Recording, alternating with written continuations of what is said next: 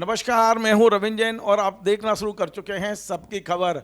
हमने कल आपको एक खबर दिखाई थी और वो खबर थी रीवा में नल जल योजना फेल होने की।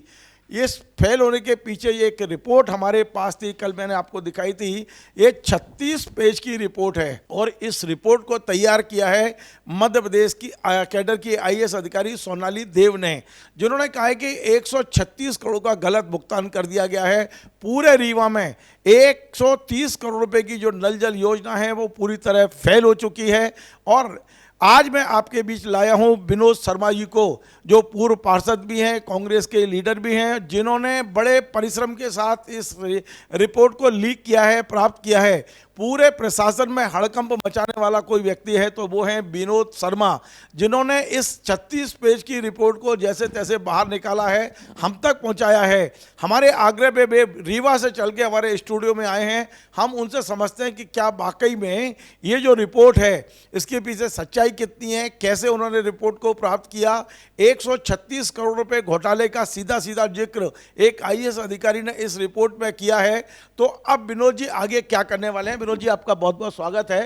पहले तो मैं आपको बधाई देता हूं कि आपने रिपोर्ट को निकाला और सबसे पहले मुझे इस पूरी रिपोर्ट को मुझे दिया। हालांकि रीवा में आपने मीडिया को जारी किए थे, लेकिन एक पेज किया था जिसमें लिखा था 136 करोड़, लेकिन आपने पूरी 36 पेज की पूरी रिपोर्ट मुझे दी। मैंने कल उस पर खबर भी बनाई।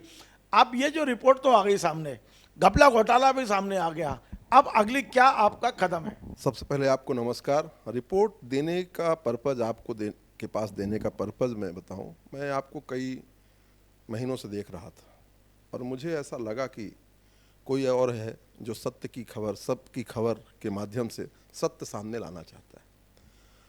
पिछले कई सालों से रीवा और बिंद भ्रष्टाचार का गढ़ बन चुका है।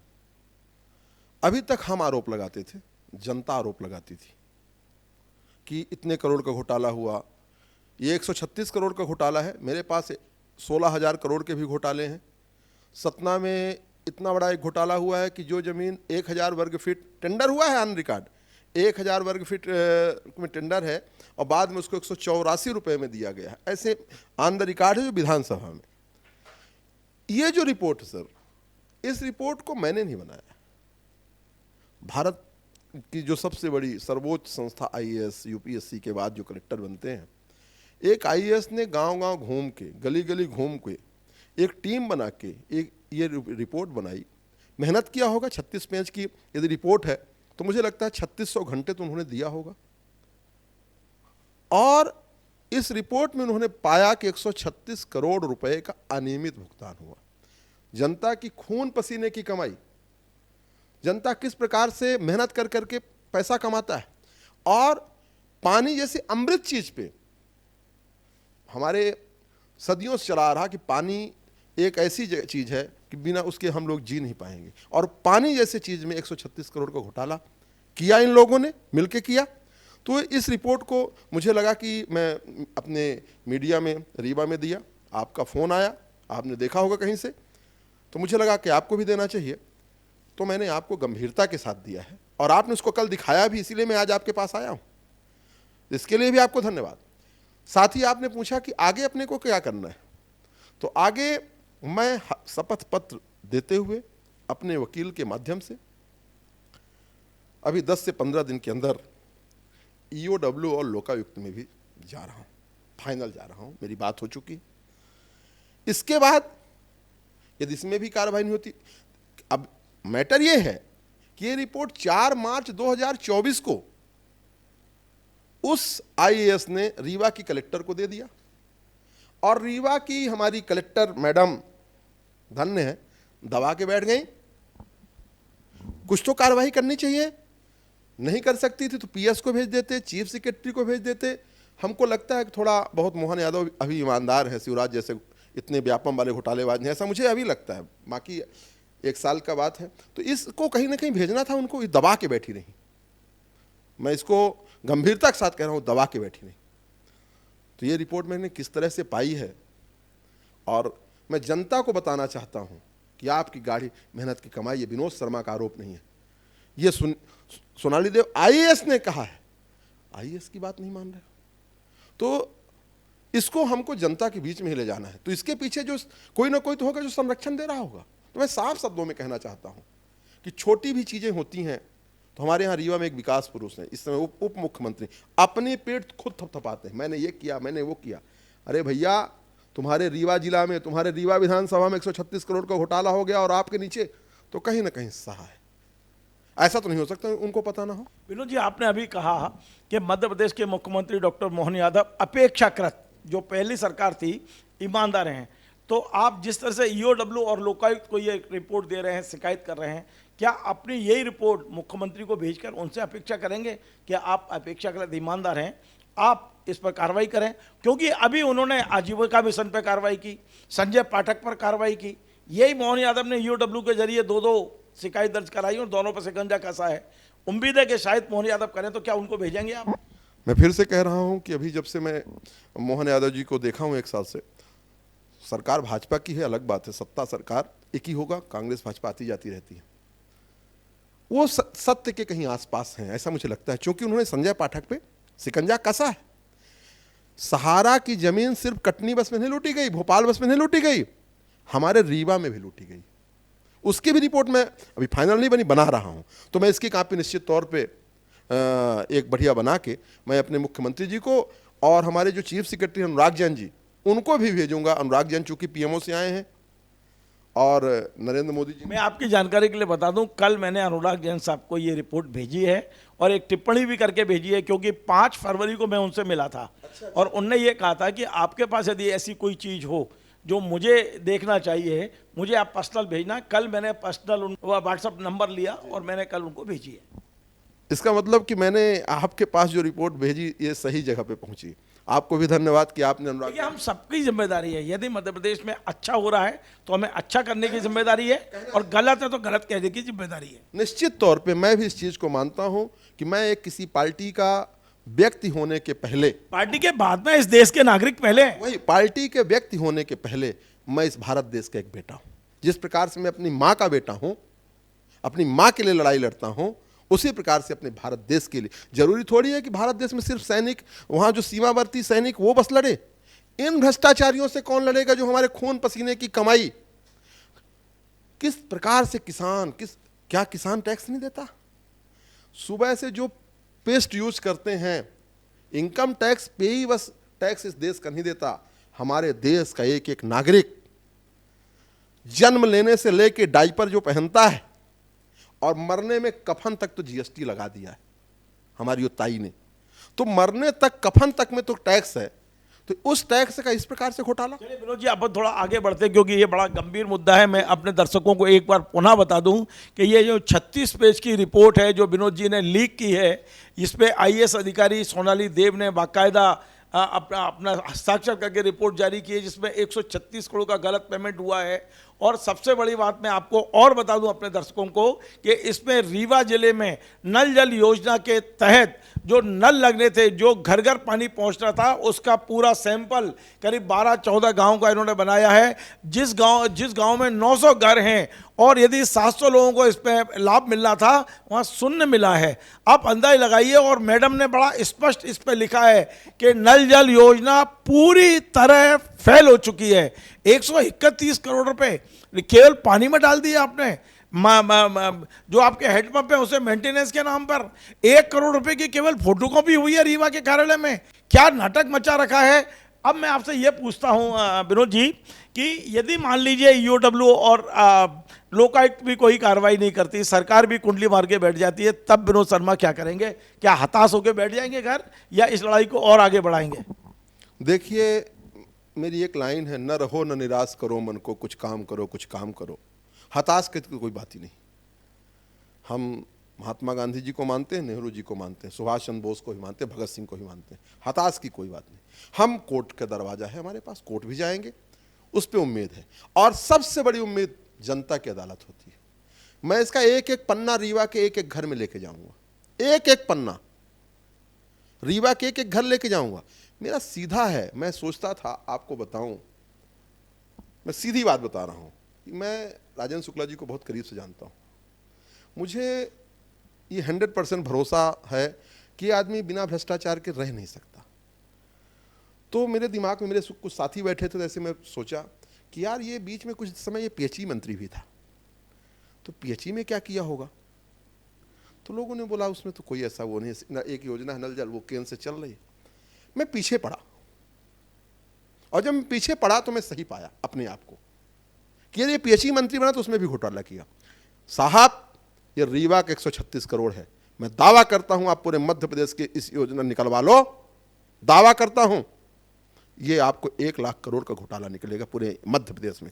1 लाख करोड़ तो बजट ही नहीं है। आप ये मान लो, अब बजट तो देखिए, क्या फोटोकॉपी का बजट क्या है? नहीं, नल जल योजना का बजट ही नहीं है। पूरे 3 साल में वो कर लिए होंगे। आपको मैं देखिए, मैं वैसी चीज बता रहा हूं, ये जितना है। अब आप ये बताओ, पूरे गांव का दौरा किया, शून्य। मैं रीवा की बात करता हूं, मेरा गांव भी रीवा विधानसभा में है। चलो मेरे गांव की ओर देख लो, एक भी नल। उसी विधानसभा से राजेंद्र शुक्ला जी मंत्री बनते हैं। लेकिन भैया राजेंद्र शुक्ला ने रीवा को चमका दिया। उनके पहले रीवा क्या था, लोग कहते हैं गांव जैसा था रीवा, और आज रीवा में आप जाइए तो ऐसा लगता है कि महानगर बन गया। ऐसा मैं नहीं बोल रहा हूं, वहां के लोग जो मुझे बताते हैं। मैं रीवा 1-2 बारी गया हूं। आप रीवा, आप बुलाएंगे तो जरूर आऊंगा। करता हूं मैं रीवा, आपको स्कूटी से घुमाऊंगा। मैं स्कूटी से चलता हूं। रीवा में सैनिक स्कूल शायद राजेंद्र शुक्ला के पहले था। जिस रीवा इंजीनियरिंग कॉलेज से पढ़े तो राजेंद्र शुक्ला के पहले था। जिस मॉडल स्कूल से पढ़े तो राजेंद्र शुक्ला के बनने के पहले था। रीवा में राजेंद्र शुक्ला ने रीवा के लोगों को लालीपाप दिया। क्या होता है आपको बताऊं, बच्चे छोटे छोटे होते हैं, हम उनको बड़ी चीज़ से ध्यान भटकाने के लिए लालीपाप दे देते हैं। तो 1-2 फ्लाईओवर, ये सतत प्रक्रिया है। मैं इसको सतत प्रक्रिया मानता हूं कि अब आदिकाल से ये देश पहले भूखा नंगा रहता था, जंगल में रहा। इसके बाद प्रक्रिया आते आते आज हम लोग शर्ट पैंट टाई में आ गए। तो रंग रोगन करना ये विकास नहीं। विकास है शिक्षा, विकास है स्वास्थ्य, विकास है रोजगार। इसमें हमारा रीवा पूरी तरह से फेल है, पूरी तरह से फेल है। आज वो स्वास्थ्य मंत्री हैं सर। जब मैं भोपाल आया तो मैं आज पेपर पढ़ा कि पूरे मध्य प्रदेश के डॉक्टर इस मामले में हड़ताल में हैं कि पिछले 1 साल से हॉस्पिटलों में अमानक दवाइयां बिक रही हैं। तो इसकी जिम्मेदारी क्या विनोद शर्मा को दोगे? यदि राजेंद्र शुक्ला जी इसकी जिम्मेदारी विनोद शर्मा को दें, मैं हंसते हंसते फांसी पे चढ़ जाऊंगा। राजेंद्र शुक्ला जी मत करो। स्वास्थ्य कोरोना का हुआ था, कोरोना खुद आके भोपाल में एडमिट हो गए थे। यदि स्वास्थ्य में रीवा इतना अच्छा होता तो रीवा में क्यों एडमिट नहीं हुए? आपको बताऊं, मुझे इस मामले में नहीं कहना चाहिए, पर कुछ दिन पहले एक ऑन ड्यूटी एक टीआई को एक उन्हीं के जूनियर ने गोली मार दी। उसको सुपर स्पेशलिटी में एडमिट नहीं करा पाए, एक प्राइवेट हॉस्पिटल में ले गए, और प्राइवेट हॉस्पिटल में ले गए, बाहर के डॉक्टर को बुलवा करके इलाज कराया। आज मैं आपको बताऊं, डेली 500 से 600 लोग, बीमार लोग, स्वास्थ्य मंत्री हैं, 600 लोग नागपुर जा रहे हैं। उनको तो धिक्कार है उनके उसमें कि कैसे मंत्री, सिर्फ और सिर्फ एक काम, भ्रष्टाचार। विनोद जी, आप सारा गुस्सा राजेंद्र शुक्ला जी पर निकाल रहे हैं, लेकिन मैं एक बात पूछता हूं आपसे। जांच किसने कराई थी? राजेंद्र शुक्ला ने कराई थी क्या? जांच कलेक्टर ने कराई थी। कलेक्टर ने टीम बनाई थी, कलेक्टर को जांच सौंपी गई। कलेक्टर क्यों कुंडली मार के बैठी हैं? उन पर क्या दबाव है? मैं सीधा सीधा, रीवा में एक महिला कलेक्टर हैं, उन्होंने महिला पर भरोसा किया, महिला आईएएस अधिकारी से जांच कराई। महिला जांच अधिकारी ने ईमानदारी से जांच करके उस महिला कलेक्टर को सौंप दी। तो अब इस जांच पे कुंडली मारकर तो कलेक्टर बैठी हैं, और आप सारा के सारा दोष दे रहे हैं राजेंद्र शुक्ला जी को। सोनाली देव को धन्यवाद। प्रतिभा पाल जी कलेक्टर हैं, कहने में अच्छा नहीं लगता। भाजपा का अध्यक्ष कुर्सी में बैठा होता है, वो बेचारी खड़ी रहती है, और बगल में राजेंद्र शुक्ला जी बैठे होते हैं। जिलाध्यक्ष किस प्रोटोकॉल में होता है? जिलाध्यक्ष किस प्रोटोकॉल में होता है? मैं आपको ऐसी कई फोटो दिखा दूंगा कि कलेक्टर को कुर्सी नहीं मिलती और जिलाध्यक्ष और भाजपा के छोटे भैया नेता बैठे होते। वो मैं कहता हूं यदि कलेक्टर आप बुलाइए कलेक्टर को, बगल में कुर्सी। कलेक्टर देखिए आईएएस है, उनके दबाव में कलेक्टर, मैं यही जानने की कोशिश कर रहा हूं। कलेक्टर उनके दबाव में, कलेक्टर रीवा की कलेक्टर बिना क्या नस है कलेक्टर की जो दबा ली है? अब मोहन यादव जी पर्ची वाले मुख्यमंत्री, पर्ची वाले उप मुख्यमंत्री, पर्ची वाले मंत्री, तो पर्ची वाले कलेक्टर।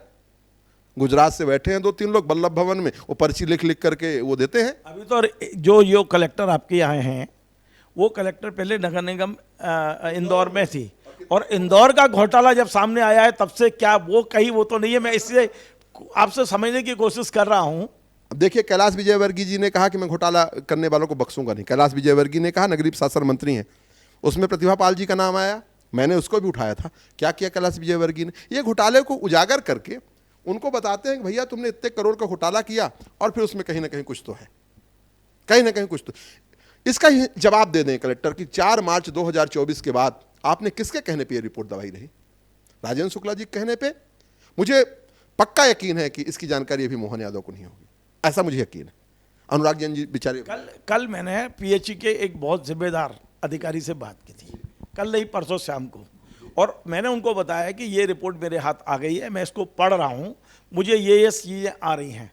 तो उस सीनियर आईएएस अधिकारी ने जो मुझे कहा, उन्होंने कहा था कि ये हमारी जानकारी में आया था, हमने कलेक्टर से कहा रिपोर्ट भेजी है, लेकिन आज तक कलेक्टर ने वो रिपोर्ट हमें नहीं भेजी है। मतलब ये बल्लावन कह रहा है। तो मैं आज इस चैनल के जरिए, आपके जरिए, मैं कलेक्टर महोदया से ये पूछना चाहता हूं कि आखिर ये आपने सरकार को क्यों नहीं भेजी ये रिपोर्ट?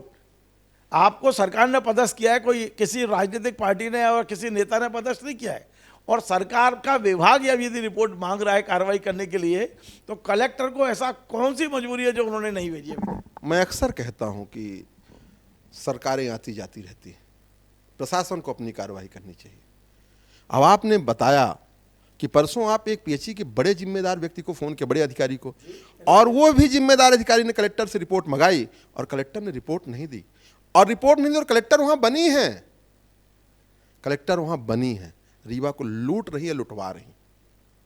यदि अपने आंखों के सामने रीवा का सबसे बड़ा जिम्मेदार अधिकारी जो डीएम होता है, डिस्ट्रिक्ट मजिस्ट्रेट होता है, अपने आंखों के सामने रीवा को लुटते देख रहे हो, इसका मतलब उस लूट में कहीं ना कहीं शामिल हो, आप कहीं ना कहीं शामिल हो। और या तो उस कुर्सी का इतना मोह, अरे मैडम जहां जाओगी आईएएस ही रहोगी, कोई आपको आईआरएस नहीं बना देगा, आईएएस ही रहोगी। अपने बुद्धि से परीक्षा पास कर रही हो, किसी राजेंद्र शुक्ला या विनोद शर्मा की कृपा से आप आईएएस नहीं बनी, तो आपको तो ये रिपोर्ट जनता का पैसा है, और इसमें तो रिकवरी करके इनको खिलाफ एफआईआर करके इनको जेल भेजना चाहिए। ऐसे अभी भी बने बैठे हैं, एक सतना का है और एक रीवा का। और सुनिए, ये जो रीवा वाला है ना, वो ई का पात्र, वो एसडीओ रैंक का आदमी है।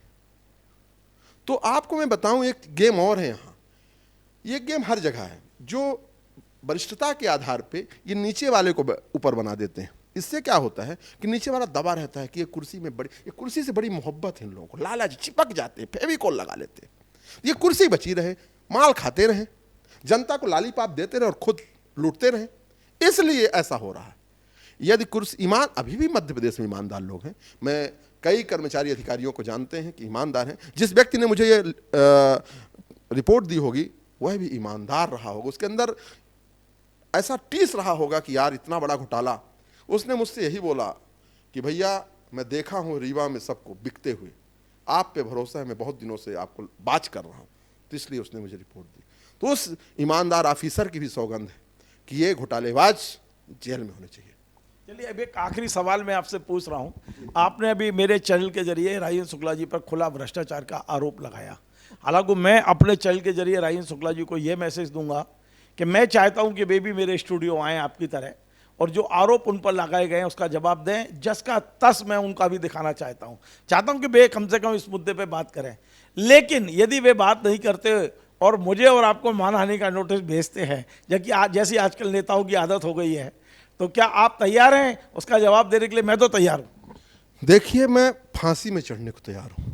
अब इससे ज्यादा मैं यदि बोल रहा हूं कि यदि यह घोटाला, देखिए ये घोटाला पीएचई का है, राजेंद्र शुक्ला जी पीएचई में नहीं है। राजेंद्र शुक्ला जी उस समय, ये मैं बोल रहा हूं दावे के साथ, जिस पीएचई जब घोटाला हुआ उस समय वो उस सरकार का घोटाला है, उस सरकार में जब वो तो मंत्री थोड़ी करता है, सारे पेमेंट अधिकारी रखिए, मंत्री के तो किसी फाइल पे साइन भी नहीं है। आप कह सकते हो उनके दबाव में तो दबाव कोई प्रमाण नहीं होता है।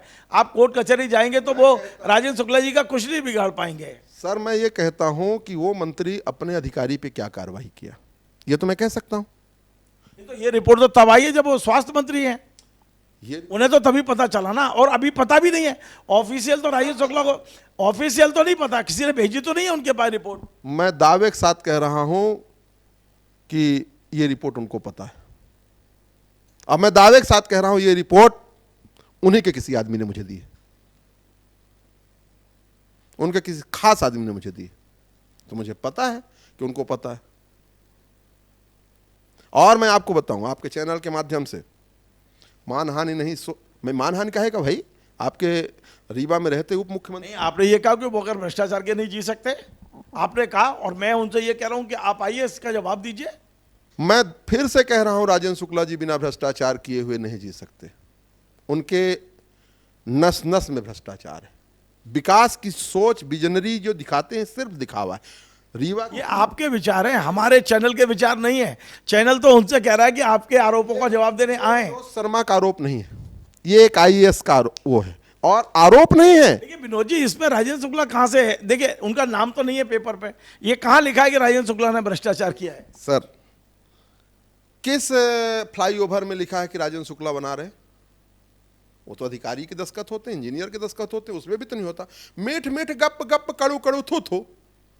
एक बचपन में कहावत थी, हम सीरियल देखा करते थे, शक्तिमान गंगाधरी शक्तिमान है। तो जब अच्छा काम करता है तो शक्तिमान बन जाता है और बाकी गंगाधर रहता है।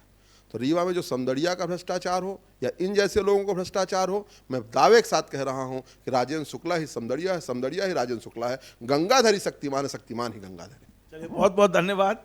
तो आपने विनोद शर्मा जी, जो कांग्रेस के लीडर भी हैं लेकिन एक सामाजिक कार्यकर्ता है रीवा में, जिन्होंने एक बड़ा काम किया है, और काम ये किया है कि 136 करोड़ के भ्रष्टाचार की जो फाइल प्रूव्ड है, जो आईएएस अधिकारी ने जांच करके सौंपी है, जिस पर वहां की कलेक्टर कुंडली मारकर बैठी हुई थी। आज मैं फिर बोल रहा हूं, वहां की कलेक्टर ने कोई कार्रवाई नहीं की। इन्होंने लीक की, इन्हें मुझ तक पहुंचाई, मैंने कल कार्यक्रम बनाया, आज बड़े सम्मान के साथ रीवा से आपको यहां बुलाया, स्टूडियो में उनसे बात की, और आज उन्होंने तमाम सारी बातें कही हैं। उनका ये भी कहना है कि ये मैं खामोश बैठने वाला नहीं हूं, फांसी पर लटक जाऊंगा, लेकिन इस रिपोर्ट को अंजाम तक पहुंचाऊंगा, क्योंकि ये पैसा जनता का पैसा है, किसी मंत्री का और किसी अधिकारी का नहीं है।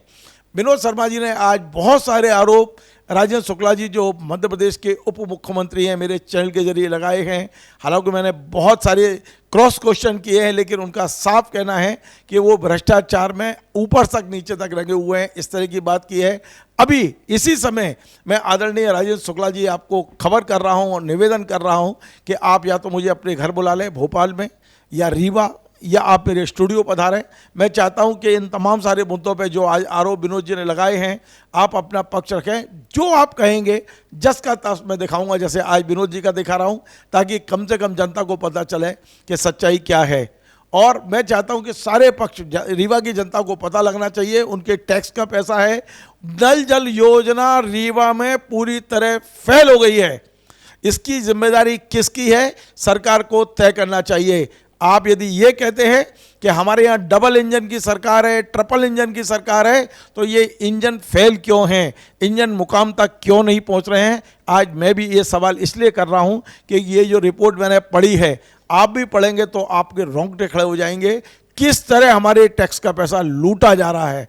जी हाँ, 136 करोड़ का गलत पेमेंट किया गया है रीवा में, केवल पीएचई में, अन्य विभागों की बात नहीं कर रहा हूं। ये बेहद चिंताजनक बात है। आपको यदि हमारा प्रोग्राम पसंद आए तो आप इसे शेयर करें, लाइक करें, कमेंट करें। आपसे बार बार निवेदन है, हमारे इस चैनल को सब्सक्राइब अवश्य करें। धन्यवाद।